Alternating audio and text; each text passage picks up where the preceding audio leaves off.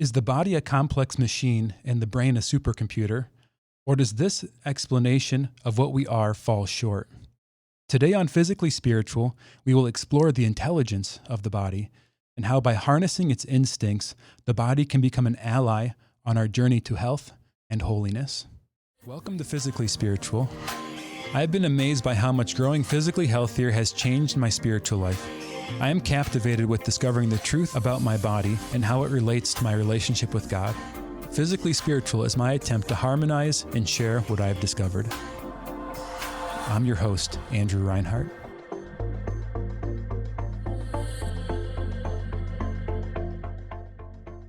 Welcome back to Physically Spiritual.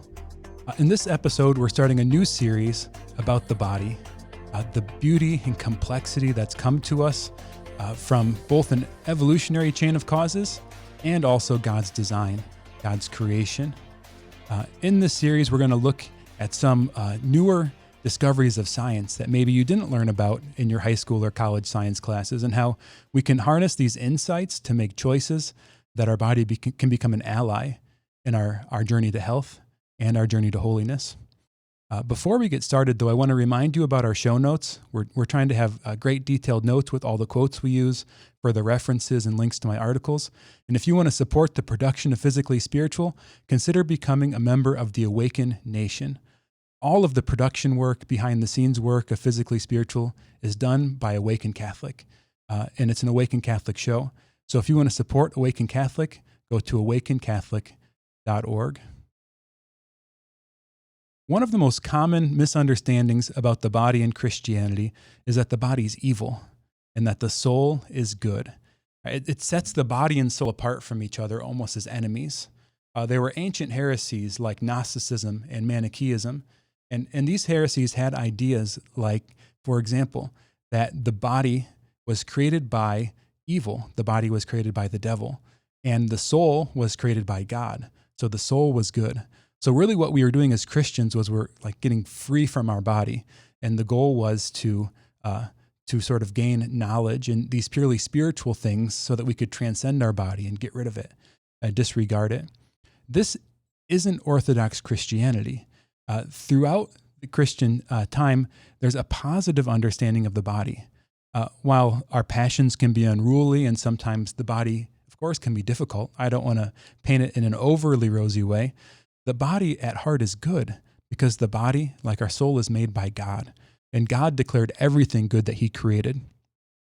So while sometimes our body might be disordered and its feelings unhelpful, at heart it's good.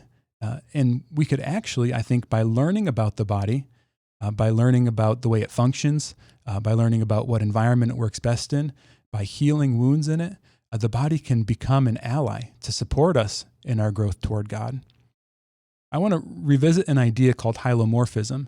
In our first episode of Physically Spiritual, we talked about the body and soul, the intimate connection.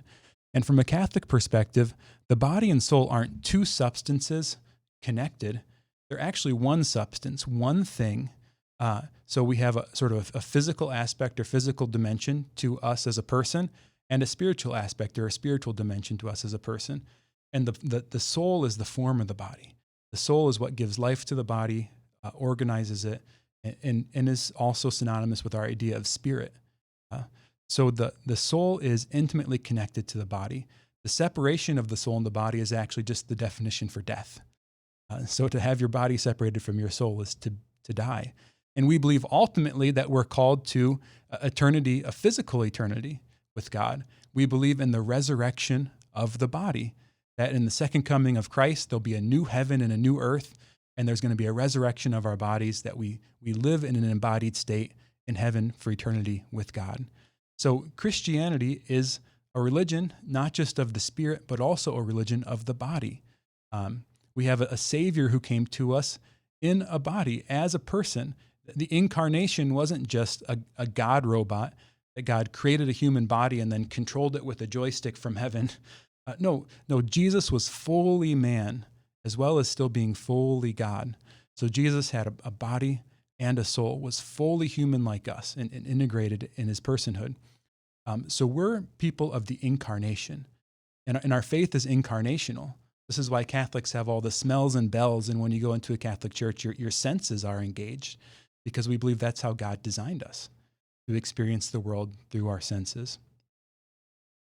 As we think about this idea of halomorphism, one of the common mistakes can be sort of localizing the soul to just a part of the body. Right? You might say, yeah, sure, the soul and the body are one thing, one substance, but there's a particular way or a specific place where the soul and body are connected. You might think, for example, that your brain is connected to your soul. So your soul's kind of calling the shots, that idea of the ghost with the joystick, and then the soul's connected to the brain intimately and essentially, and then the body is sort of the outward manifestation of what the soul is doing. And this is also an incorrect idea. Here's what St. Thomas Aquinas says in the Summa Theologica, and this is actually, he's referencing St. Augustine from De Trinitate, and he's also referencing Aristotle. So we see this consistent line of understanding from philosophy through Catholic theology. The whole soul is in each part of the body by totality of perfection and of essence, but not by totality of power. Let me say that again. The whole soul is in each part of the body. This means your whole soul is in relationship to your pinky toe as much as your brain, as much as your heart, as much as your skin. So every part of your body is connected to your whole soul. Right? The soul isn't localized to just one place on the body. The soul is spiritual. So by definition, to be spiritual is to not have location, to not have mass, to not have color. All these attributes we give to physical things, spiritual things don't have. So spiritual things connect to the physical world by way of relationship, by way of connection. So the whole soul is connected to each part of the body. And this is by perfection and of essence. Right? So these are two distinctions we don't have to get into as much, but just to know that the whole soul is, but not in totality of power. So the body is actualizing different elements that sort of match or correlate with powers of the soul. So, for example, I have eyes that see. So the eyes are my actualization of my power of sight, along with the nervous system that supports that ability and the brain that supports that ability.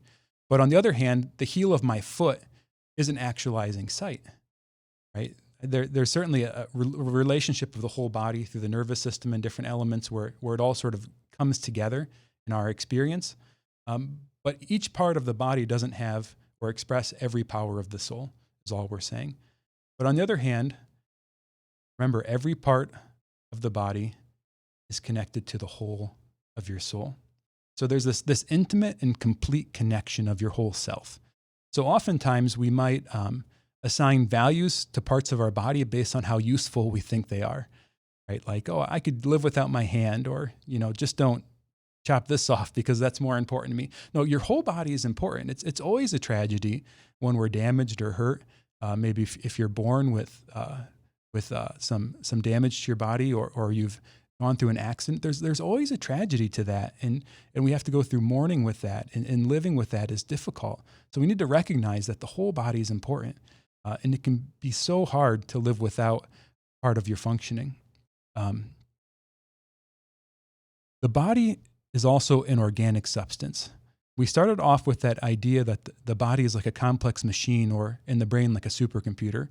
This idea is so imbued in our society, you can't get through hardly a book, a self-help book or a science textbook, or explain the way the body works without some allusion to mechanics, to engineering, to a machine. It's all over the place, this idea that the body is just a complex machine. So what's implied by that is if we could make a robot that was just complex enough and advanced enough that it could replace the human body, right? I could take my consciousness, take my soul, and put it in this computer. And then since now I'm a machine, I won't age, and I could just live forever in this robot. But all of this comes from, one, the misunderstanding of what soul is. Right? They're thinking of the soul as a separate substance that can be removed and transferred. And they're also thinking of the body as this complex machine. But the body's not a machine. It's essentially different than what a machine is. The body is an organic substance. Organic substances grow, they heal, and they self-organize. And even if we could create a machine that mimics these, like let's say the machine is actually trillions of micro robots, right? So then on the surface, it appears as if it's healing and self-organizing. Ultimately, there's going to be some kind of programming in those micro robots, those mini robots that are directing it, right? So the body directs itself in large part. There's significant portions of our functioning in the world that we have no control over. Try to change your heart rate or to stop breathing. Right? Your body eventually takes control back. Right? There's an automatic functioning to these things. Try to stop a child from growing through willpower. Sure, you could malnourish the child and damage their body that way, but the parents don't need to plan out the child's body. The body just grows on its own. It's wonderful. It's beautiful, just like a tree or any other animal in nature. So the body is organic. And the brain isn't a supercomputer. While a lot of the intelligence of the body is in the brain, there's this back and forth between the whole body. In the next few episodes, we're going to talk a lot more about this. But there's actually a whole complex of nerves around your gut, around your digestive system, that people call your second brain. I think there's as many nerve fibers around your digestive tract as there is in the rest of your spine up to your brain. So there's a massive amount of information going from your body to your brain, which is a part of your body, and back and forth. So the brain isn't just making decisions and then dictating down things to the body, but the body is actually also dictating things to the brain. So there's information coming to the brain from the body, and then the brain is then relaying information back throughout the body. There's this sort of conversation between the brain and the rest of the body that's mutual. It's not just all brain directed. Now the brain is very important, of course, but it is a part of the rest of the body. So when I think of healing the body, I like to think of it as a mind-body approach. So part of this approach is actually starting with the physical layer. A lot of healing methods, especially in psychology, can just be a top-down approach, meaning you start with your thoughts, your memories. You start with your brain. You talk about your problems. And then by talking about it, you can change your beliefs, your relationship to the thing, and eventually there can be this change. And that can work sometimes, but it's also a valid approach to go from the body up, meaning you notice what's happening in your body and you do what the body needs. You help the processes of the body through, and you experience a healing in your body that then actually changes your brain and changes the way you think. There's this two-way street approach. So when we are healing, we can take this top-down approach, but we can also have a bottom-up approach. And I would actually propose that a lot of Christians that are really trying to do God's will and follow God's law and continue to struggle might be maximizing on the top-down approach, meaning they're doing everything they can spiritually. They're going to church and praying and going to confession and reading the scripture and meditating and doing all of this stuff with their mind, but then they might be altogether neglecting their body. And even if they are trying to live a healthy life, they probably aren't very strategic about how the mind and body work together, what specifically you can do to change your brain by changing your body, and then also by changing the way you think and the way you feel by changing your body. So I think there's a ton of low-hanging fruit for growth and for change. And like I said, to make the body an ally in our route to holiness. How often have you heard that even? In so much of Christian language, the body has this negativity to it. We can see the body as bad or at worst or at best sort of an unruly child or something that's difficult to deal with. But in my experience, there are areas of my life where I've changed my behavior and over time experienced healing and experienced growth. And now more and more and more, the desires in those areas of my life actually support my quest for holiness, support my healing journey, that I'm attracted to the things that are good to me. Right? There's this expression of virtue that also goes through my body and not just my soul. So we might have this overemphasis on the brain when we think about our body. While the brain certainly is the seat of consciousness, right? For example, if you get hit on the head hard enough, you'll pass out, you'll lose consciousness. And there are damage that can be done to the brain to permanently affect your consciousness, the way you think about the world. Or some people are born with birth defects or disabilities that permanently affect the way their brain functions. So there is this really important role of the brain in the functioning of of us as a human person. But we shouldn't confound consciousness with reason. So one of the struggles we might have as Christians is there's different kinds of vocabulary. There's a vocabulary that comes to us from the philosophy and theology of our church. And then there's also a vocabulary that comes to us from science and from medicine. So oftentimes when we're reading in these two areas, we can confound concepts because we misunderstand what are synonyms, when sometimes the same word is used in both places, but the authors mean completely different things. And one of these things we might confound is the idea of consciousness with the idea of reason. So let's revisit these ideas. We talked a little bit about reason in the last episode, and the way that our awareness of the world functions. So our reason, our ability to know things, starts with our sense experience of the world. So I have an experience of things with my external senses of sight, hearing, taste, smelling, touching. And then I have internal senses of memory and imagination and judgment. And I have a common sense that knits all of this experience together. And based on these experiences, my soul extracts a universal idea. Right? So I have a knowledge of things beyond their physical limitations. Right? I used the example before of a dog. I don't just know dogs, I know the concept of dog. So I might be able to encounter a species of dog I've never seen before, but I can effortlessly identify that as a dog. Right? I know that a German Shepherd is a dog as much as a poodle is a dog, and they look so different. Right? No, I have this universal idea of dogness. But on the other hand, I can't actually think of pure dogness. When I try to think of the concept of dog, what comes to mind is a particular dog. Maybe the first dog I ever experienced, or the dog that I think is most dog-like, or the last dog that I saw. But I can't conjure to mind the universal principle, because the form is always with the matter. The soul is always with the body. There's this intimate connection between body and soul. So we don't think in forms, but those universal ideas, they do come in and influence our consciousness, because it's another piece of data that we experience passions about, that we experience draws of. We have true knowledge of the universals, but this knowledge isn't in the level of sense. You don't get pictures of it. We just get pictures of the particulars that we've experienced. All right. Sorry for the diatribe into the philosophy and epistemology there. But hopefully that's helpful to understand what we mean by reason, right? The ability to know universals, the capacity for wisdom to know truth, in comparison to this whole complex of sensing, internal and external senses.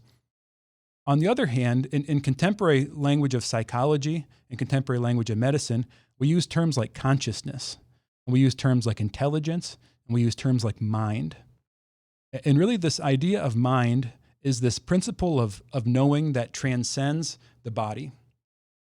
So mind could almost be a synonym for soul in a sense, although it's always interconnected. The mind and soul, the body and soul are connected. So this mind we might think of in a similar way as the soul. Some people use those terms interchangeably, and some people use them a little bit differently. This idea of consciousness is really our stream of experience, or our awareness of the world, our felt sense of the world, along with what we know consciously, right? What I'm actually thinking of. We shouldn't identify ourselves with our consciousness. We're our whole person, body and soul. And one of the phenomenon that emerge from that body and soul interplay is consciousness. The closest thing that we might compare to consciousness is this common sense. Right? We have this integration of all the different inputs from the external senses, from the internal senses, from the power of reason. And then we experience all these passions in the midst of that, these attractions and repulsions to these things. So really consciousness might most closely be related to this common sense. And then we have this idea of intelligence, or IQ. You might have heard of the intelligence quotient. The IQ is tested. It's a battery of tests, questions, and exercises the person goes to. And it's really their capacity to express their mind in the world, right? So how clearly can you answer a question, or how quickly can you organize things to match a picture? How well does your mind function when it's put onto these tests? So circling back to the idea of brain as the seat of consciousness, or really important for consciousness, if we were to say that consciousness and reason were the same thing, I think we would be in a really bad place with how we think of the dignity of the human person. As Catholics, we see the dignity of the human person in everyone, and that dignity comes from God and comes from what we are, made in God's image and likeness, not what we're capable of, right? So the baby in the moment of conception in the womb has the same dignity as the adult professor who can think through complex ideas. And on the other hand, someone with a developmental disability where they struggle with that IQ, right, the ability to express their intelligence into the world in ways that we think are important, they're not less human or have less dignity because of that. No, they're fully rational because they have a soul. And there might be issues with the body or things that we have a hard time connecting with because their body might be different than ours. So it's just an expression of how they express themselves in the world that's different, but they are a body-soul composite like the rest of us. And then on the other hand, if you were to experience a traumatic brain injury and then not be able to express yourself the same way, it doesn't make you less human now. You're not less who you are or less in the image and likeness of God because of that damage. No, there's something that's hurt the body that then disrupts your ability to express yourself. All right. That was a lot, but hopefully that helps to understand these concepts that we have from our faith, of reason, of will, of the internal, external senses, of our passions, as compared to ideas that we get from modern science and modern medicine, like consciousness and intelligence and mind. So in all of this, we do struggle with our body at times. Like I said, I don't want to paint too rosy of a picture of the human body. It's difficult. You know, we know what we want to eat, but we are attracted to the things that aren't healthy for us. We know how to love our spouses, but then in moments of heat and anger, we struggle sometimes and we hurt them so badly. There's this disruption in our person, this lack of harmony between what's really good for us and what we're drawn to and our ability to do the good that causes a lot of problems. But we shouldn't take these struggles to mean that the body is hopeless or that the body is just broken. I would propose that actually our bodies are more or less the same as Adam and Eve's, as the first parents were before the fall, except for two exceptions. One, Adam and Eve lost the gifts of grace that came with original justice. We talked about the preternatural gifts before. So they lost these gifts that gave them incorruptibility, right? That they weren't going to die. It gave them this integrity, that they had this order in their person, this harmony in their person to direct their lives according to the truth that they knew. And then there's also an effect because of the accumulation of sin in time. Sin wounds us. It hurts us. It damages us. While some sin damages the body more obviously, more explicitly, all sin has a negative effect on us.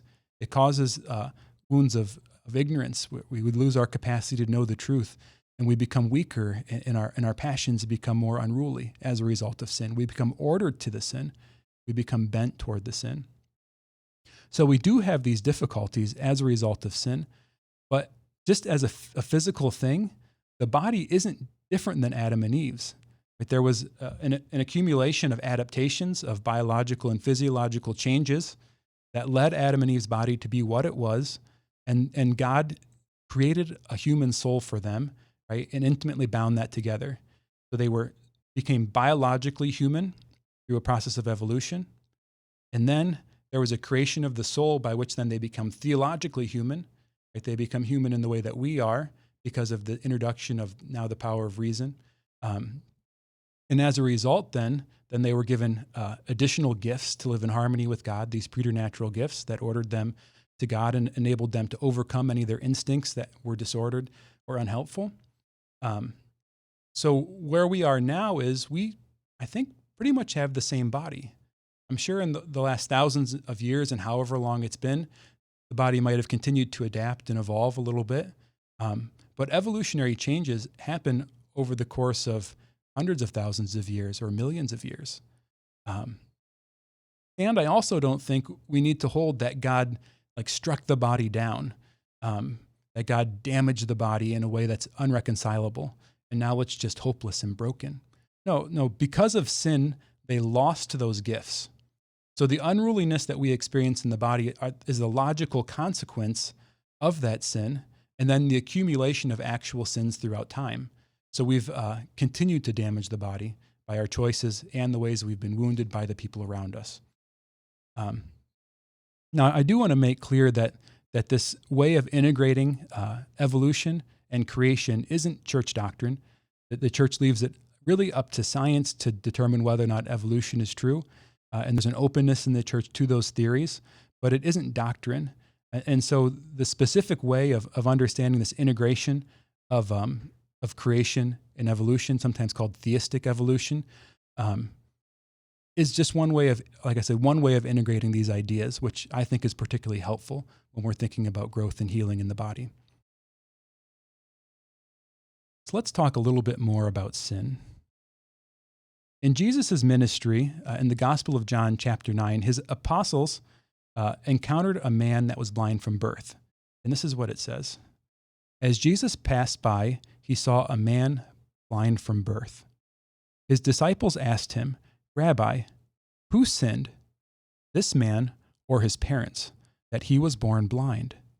Jesus answered, neither he nor his parents sinned.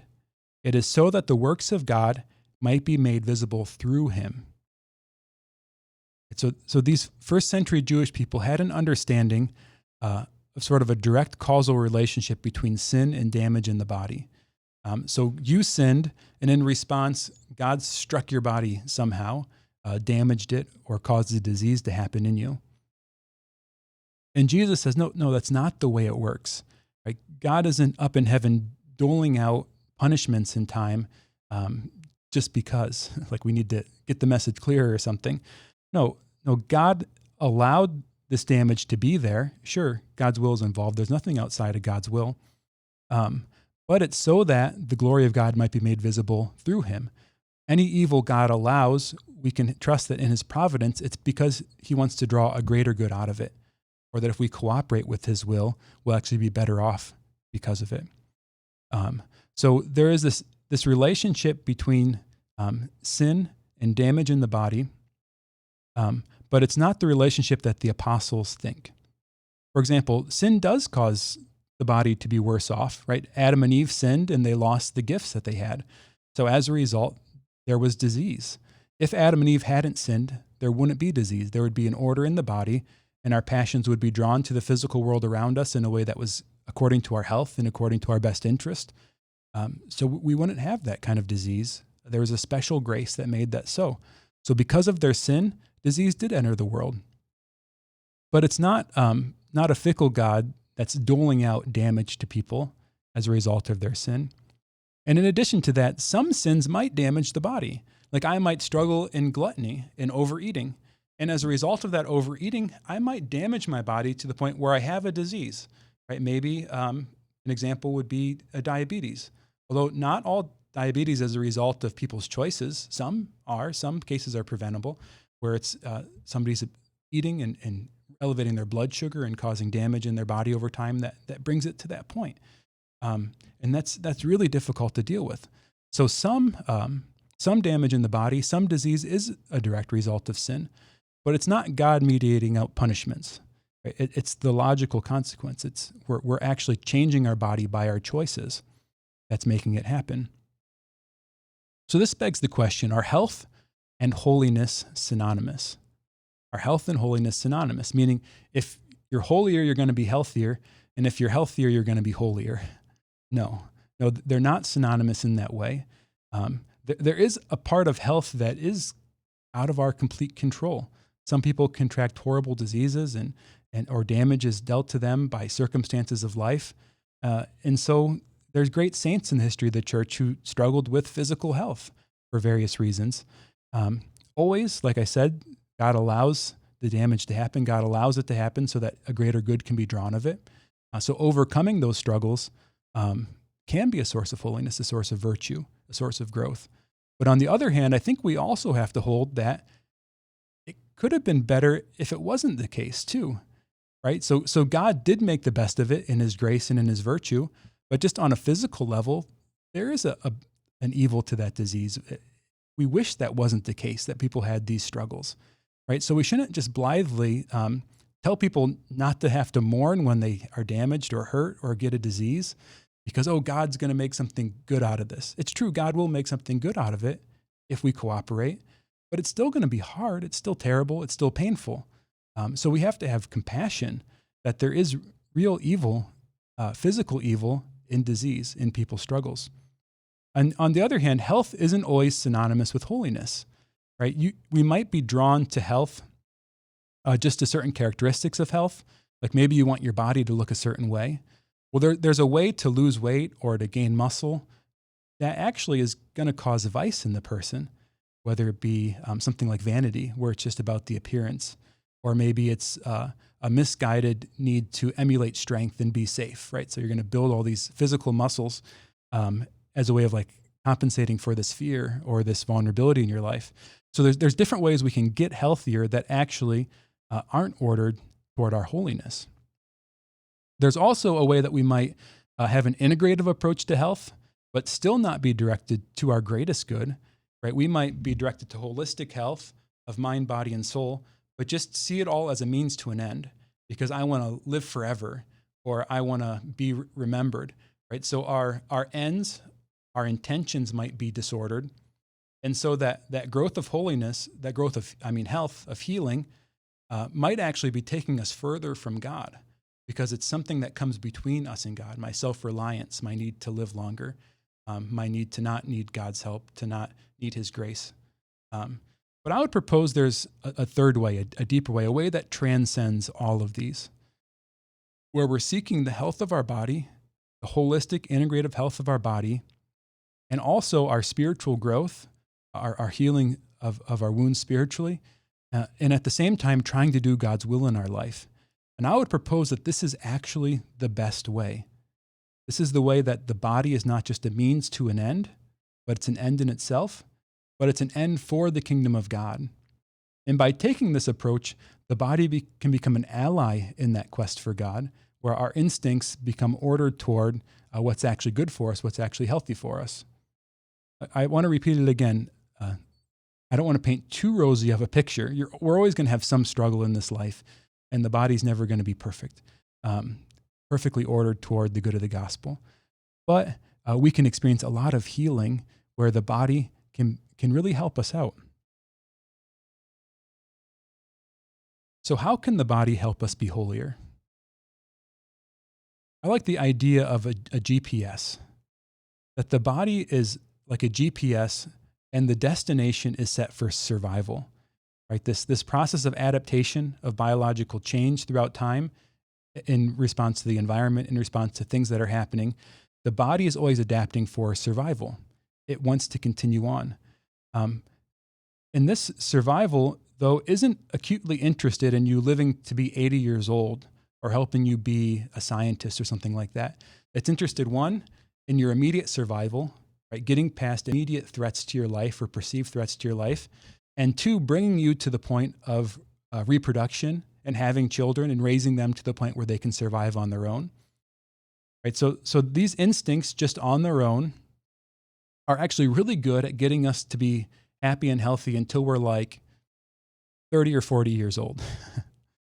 But if we're just living on these instincts, going by what we're drawn to, I think a lot of people experience somewhere maybe between ages 25 and 35, they start to notice that things aren't quite working as well as they used to, right? Maybe they're starting to gain weight, or maybe they're losing all their energy or experiencing some kind of mental illness or something like that, depression or anxiety, right? They still start to experience these symptoms in their body.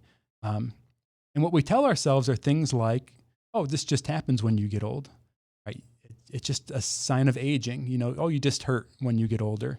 But I would propose a lot of these struggles, these pains, this harm that the body incurs is as a result of a mismatch between the conditions that brought our body to be what it is in time and the current environment it's in and our behaviors, so that we're actually, by our lifestyle and by what the body's encountering, it's slowly getting damaged in a way that, you don't necessarily notice it, like that traumatic brain injury causes a significant acute damage. One day you're fine, the next day you have all these symptoms. We have this very gradual, slow, damaging process that happens in our body. And then we start to accumulate these symptoms of this damage that we start to notice. And then eventually it starts to disrupt our functioning in the world. We might go to a doctor. And these symptoms may or may not match a disease that's been defined, right? So you might have had the experience of going to a doctor and you don't feel right and you have these problems, and they do some tests on you and they say, well, you're fine. Maybe they'll imply it's all in your head, or just take a little Advil or something, right? And you'll be better. But something deeper is wrong. There's this damage. Maybe your symptoms match an accumulation of symptoms that have been defined as a disease, right? So then they give you this label, and then they might give you a medication or some other standard of care approach that may or may not work for you. But the body has been damaged by a mismatch between the conditions that make it flourish, the conditions that make it healthy, and the actual environment it lives in, the choices we're making. So I want to propose to you that we can use our power of reason and free will in such a way that we actually fulfill the body's instincts. Right? We can actually be satisfied. We can give it what it needs for health. We can give it what it needs for wholeness, for integration. And at the same time, we can also live the gospel. Your body doesn't want to make you sin. It's the idea of sin, virtue, and vice doesn't have meaning to your body. Your body is, like I said, solving for survival, and the instincts are interacting with the world in that way. Is this safe? Is this connecting? Is this good for me? Or is this dangerous? Is this something I need to avoid? Is this going to cause disruption? And you're experiencing this attraction or repulsion to things based on these survival instincts, both your individual instincts and the survival of the human race. But on the other hand, some of these instincts are actually helpful, and we don't think of it that way. But for example, I think as humans, we have like a tribal instinct where we're drawn to people. And when we do things to hurt others, we experience a guilt in our body. We experience a shame. And that's an instinct in us that's built into our biology to keep us connected with other people in a community, in a family, because we know that being together, we survive better. We're safer when we're with others. So there are examples where our survival instincts are actually helpful. They're actually good for us. We don't want to shut our instincts off. God doesn't come to obliterate our instincts and feelings. He comes to order them to our greater good. Another example might be the nurturing of children. A lot of people report once they have children, they just experience this overwhelming attraction, love, feeling of just being overjoyed by them. And so when they're caring for their child, it isn't a burden because they feel this overwhelming attraction to nurture them.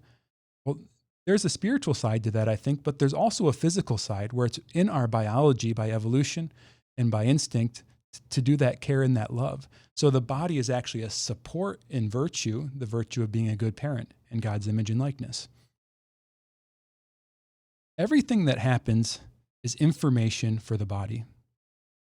I actually kind of committed my own error that I pulled out there, the mechanizing of the body, that everything is information for the body. I'm not saying the body is a computer or a machine, but everything is information that the body is reacting to. So stress, food, sleep, social interactions, things that happen to you that are traumatic, all of these are things that are happening in your body, and your body's adjusting to them. So everything is information for the body. Every meal you eat, your body's reacting to. Every night of sleep, your body's reacting to. So the way you feel now is actually an accumulation of experiences as much as it is being in the current moment. We're creatures of habit. We're creatures of virtue and vice. In the next 3 episodes, I'm going to talk about 3 different aspects of the body that are rather new to science, and there's still a lot of discovery happening. The first area I'm going to talk about is epigenetics. So we all have genes, we have DNA. The study of epigenetics is the study of how our genes express themselves. In a sense, some genes are turned on and others are turned off.